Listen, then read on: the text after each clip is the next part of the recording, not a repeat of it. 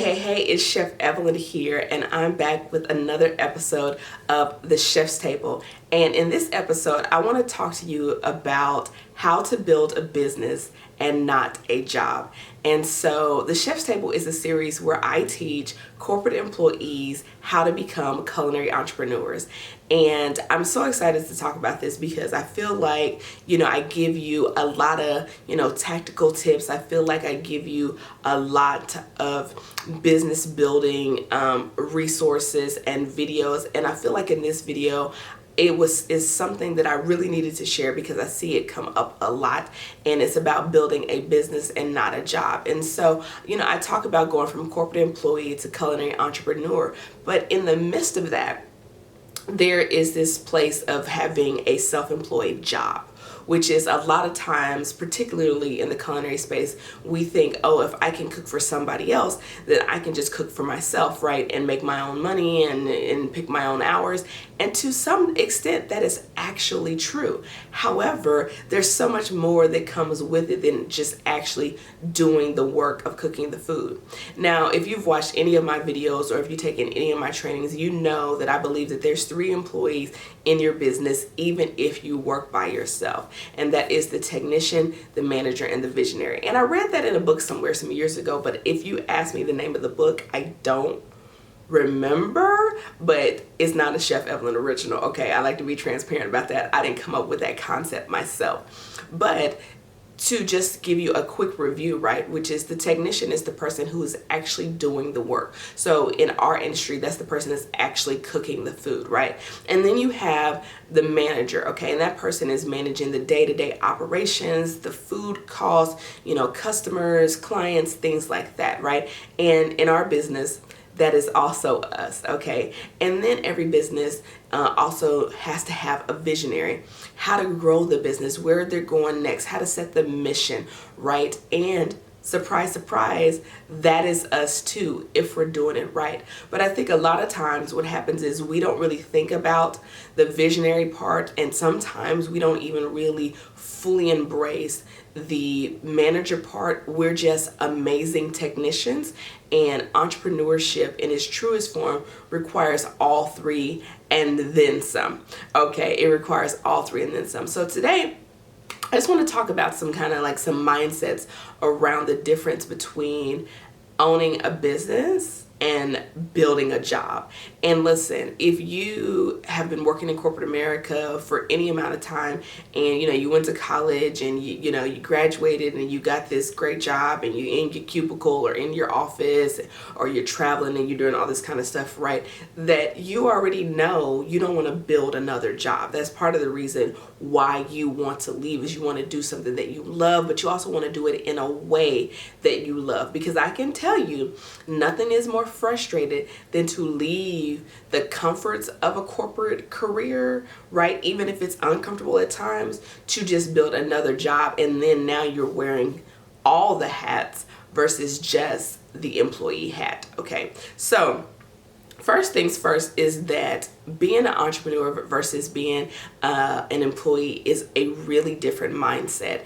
And I think one of the biggest challenges that I had to face was realizing that the way that I was brought up, the way that I was educated in the United States, for those of you who are watching the United States, I know some of you are not in the United States, is that our culture is built around grooming us to be employees. So from the time we're in school and, there's rules around the dress code and we have to stand in line and we have to ask permission to go to the bathroom, and none of those things are bad, right? And then you get summers off and you get breaks. None of those things are bad, but it's a grooming process to create employees, right? Even when we go to college, the disciplines that are offered, the way that things are taught is all about getting a job. Like, you got to interview well to get a job. You got to have this on your resume to get a job. It's so funny. I've never had to use my resume since being in entrepreneurship. I've had to use a bio, but I've never had to use a resume.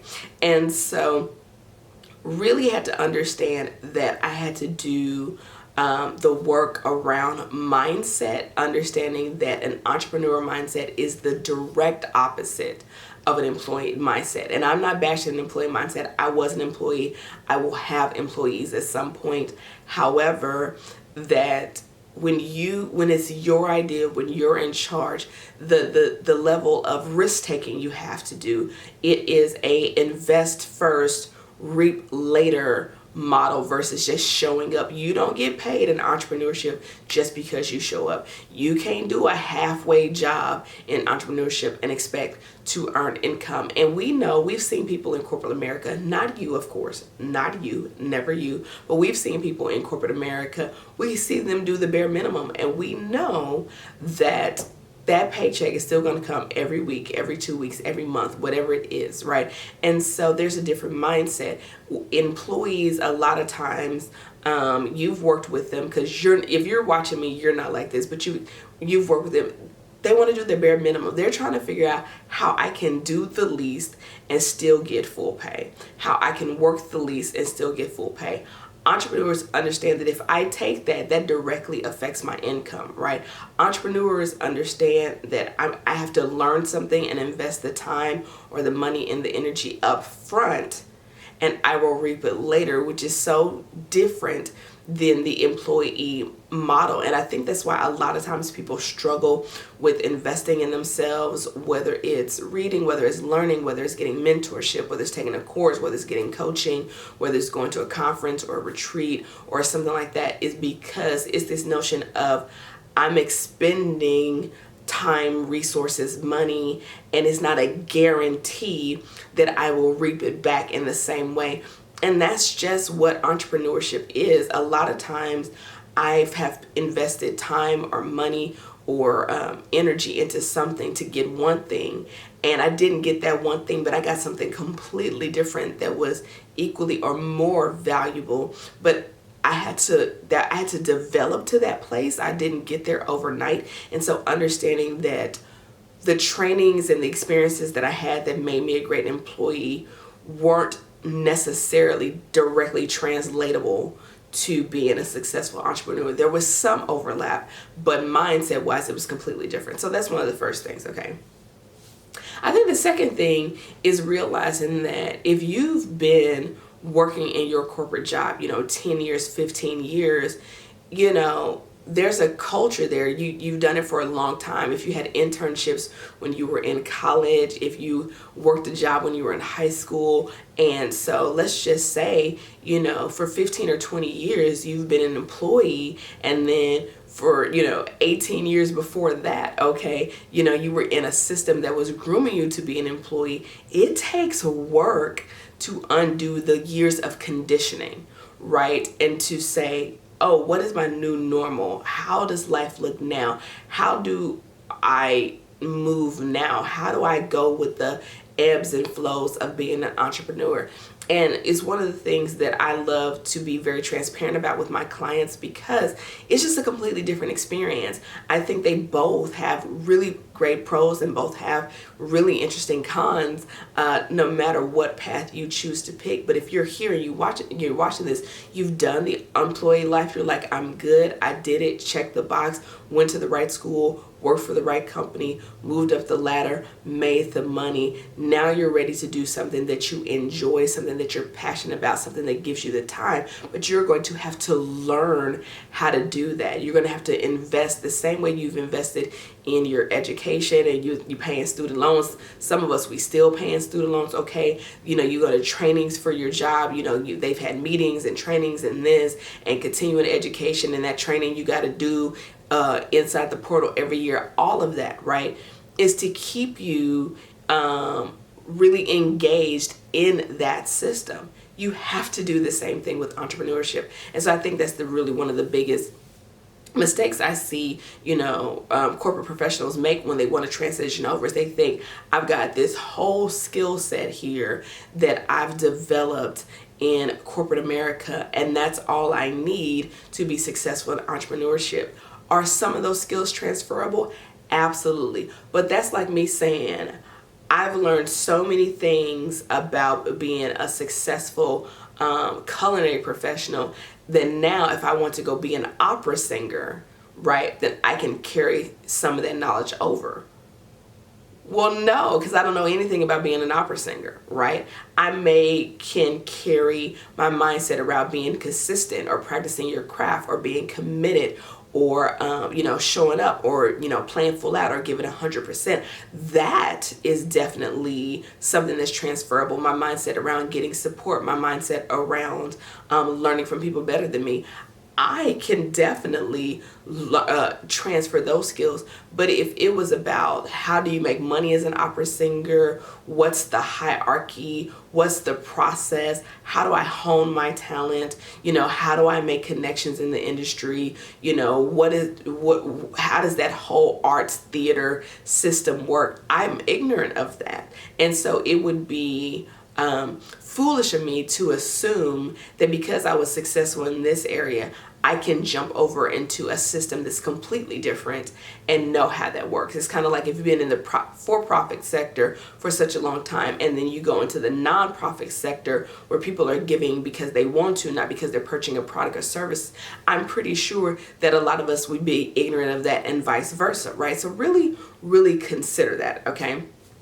So another mindset that I think is really important when transitioning from corporate employee to culinary entrepreneur is this notion of trading time for dollars. I learned very quickly not to price myself based on time. It's my most valuable resource. It's my most valuable asset. It's my most limited resource.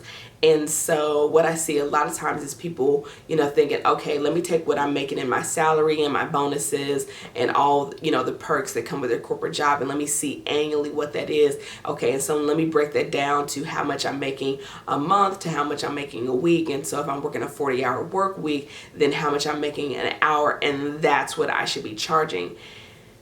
And it doesn't really work that way, right? It's a different system. There's different factors to consider when you're pricing yourself. And so I see a lot of chefs go, well, okay, that's going to take me 8 hours, and I want to make X amount of dollars an hour, and this is how much the food is going to cost. So boom, that's how much I'm going to charge. And I'm like,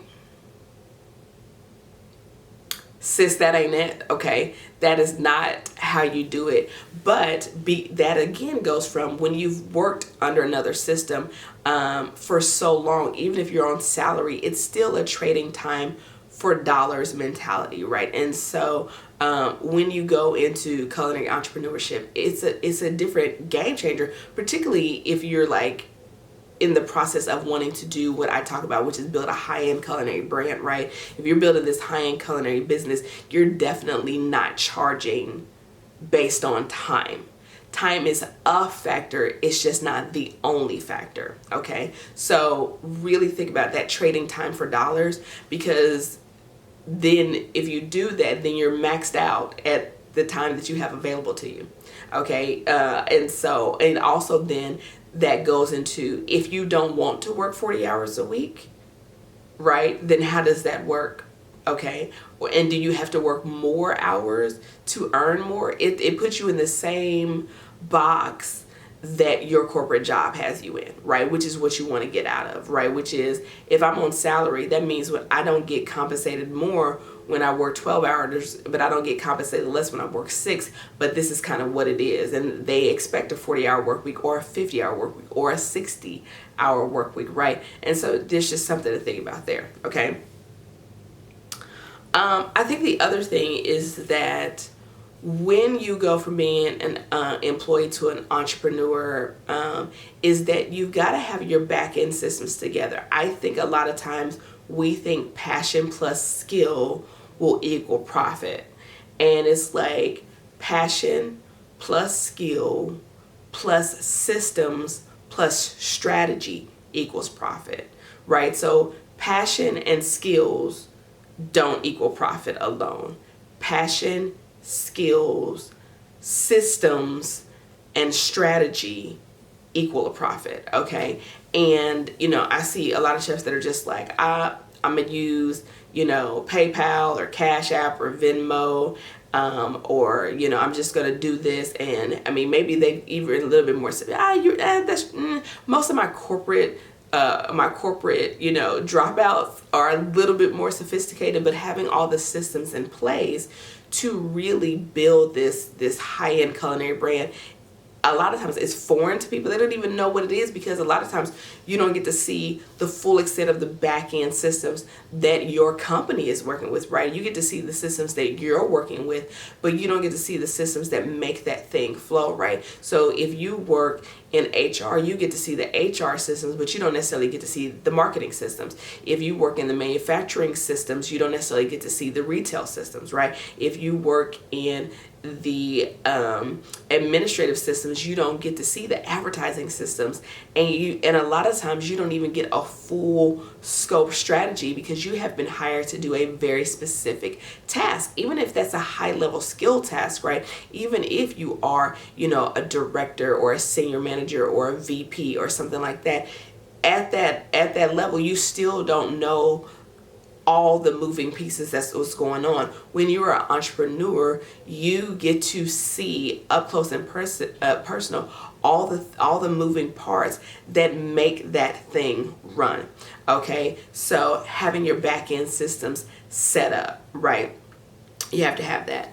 I think the other thing that's so interesting that I see, and I had to do when I was going from a corporate job to a culinary career, was that I needed standard operating procedures the same way I wrote standard operating procedures when I was an engineer. It's just that writing creative or culinary standard operating procedures looks a lot different than what it did in corporate America. And a lot of times people don't have their policies and procedures set up. Like, one of the things that I think people have really enjoyed about the Freelance Chef Starter Kit, it's just got a couple of policies in there, right? About what policies are basically like the boundaries for your business. So in our culture right now, we talk a lot about boundaries and self-care. Policies, okay, and systems and procedures are just the boundaries for your business, okay? So you have to have those set up. And then in order to enforce those boundaries, if you back up one, you've got to have those systems and those structures there, okay? And then I think the other thing that makes a really big difference between being an employee and an entrepreneur, and building a job versus building a business, is that, do you have money coming in even when you're not working? If you do not, you have a job. You have built a job. If you do, you're building a scalable business, okay? And so it's, I always talk about how I believe that culinary entrepreneurs should have multiple streams of income. And it's something I go in depth with my chefs when I'm coaching with them in my group coaching program, about, the 5 different categories of revenue streams that you can have, and on how, on average, you need about 3. Okay, you need about 3. And but if you are really robust, you will have something in all 5. And so that means that you have things that are scalable, that you can build, that when you are living your life and you are off or you're on vacation, right? Like, I'm getting ready to go on vacation as I'm filming this video, okay? And I'm going to be completely off the grid for several days. That revenue is still being generated, right? So I'm still earning revenue in my business, even when I'm on vacation, even when I take an off day, even if I have a sick day, even if I just want to sleep in that day because, I was up late and I couldn't get to sleep, which is what happened last night, but that's not the point. So anyway, right? Are you earning revenue even when you're not working? Or does the revenue stop when the work stops, right? And I tell this story all the time about how I was working for this catering company right out of culinary school, and great catering company. The owner was fantastic, and I remember he was getting older and wanted to retire,